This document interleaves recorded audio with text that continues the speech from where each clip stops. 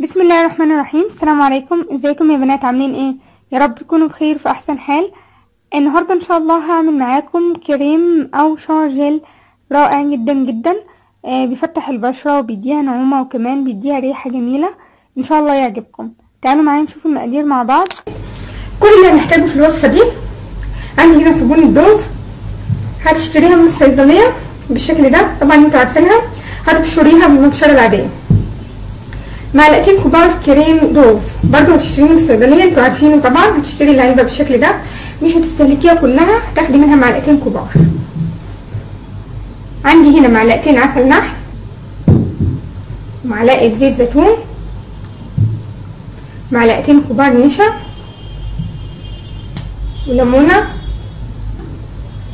عندي هنا زيت ورد برضو هتشتريه من عند العطار، متوفر جدا، مش هتستهلك الازازه كلها، هناخد منها معلقه صغيره. زيت الورد ده مفيد جدا للبشره، بيفتح البشره وكمان هيديها ريحه جميله جدا. وعندي هنا كوبايه ميه ورد. طبعا زي ما انتم شايفين كل مكونات الوصفه دي مفيده جدا للبشره. عسل النحل ده بيغذي البشره وبيديها نعومه، كمان الليمون والنشا بيفتحوا البشره بطريقه رهيبه، والنشا كمان غير انه بيفتح بيشد البشره. زيت الزيتون طبعا بيشد وينعم ومفيد ومغذي جدا جدا للبشره.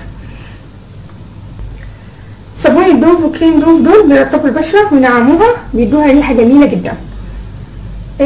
يلا بقى نعمل الوصفه بتاعتنا مع بعض.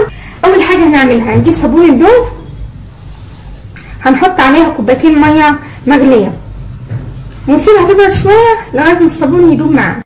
وده شكل الصابون بتاعنا بعد ما حطينا له الميه المغليه وسيبناه يبرد شويه. هتلاقوا الصابون لان بقى بالشكل ده. بعد كده هنحط كل المكونات في الخلاط.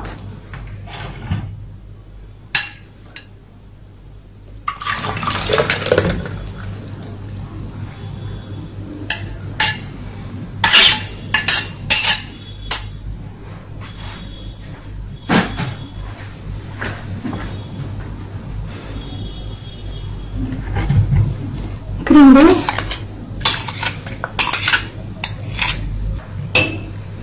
زيت الزيتون، عسل النحل، والنشا،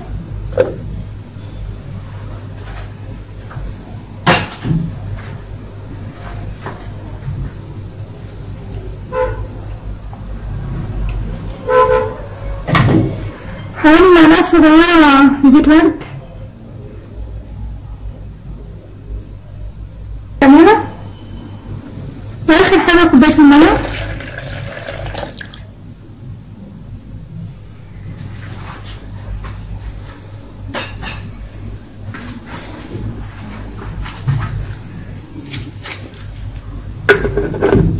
كل المكونات دي هنخلطها كويس وهرجع لكم تاني.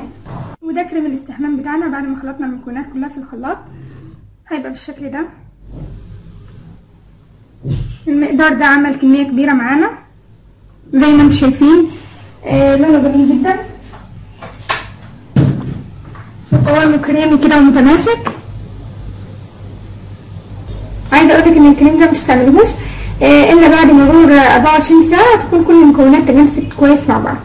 هتستعمليه في اخر مرحله من مراحل الاستحمام، يعني قبل ما تخلصي خالص هتحطيه على جسمك وتسيبيه 10 دقايق، بعد كده هتشطفي جسمك بميه.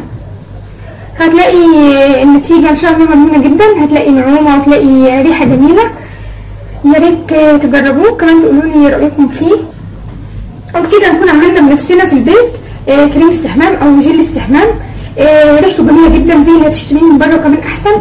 المكونات كلها مضمونه ومفيده جدا للجسم، مفيهوش اي مواد ضاره. يا ريت يا بنات تجربوه، ولو في اي كومنت اكتبوا لي في التعليقات. وما تنسوش بقى لو عجبكم الفيديو تدوسوا لايك وتشتركوا في القناه وتشيروا الفيديو. اشوفكم على خير في حلقه جديده من دنيا المرأة، والسلام عليكم ورحمه الله.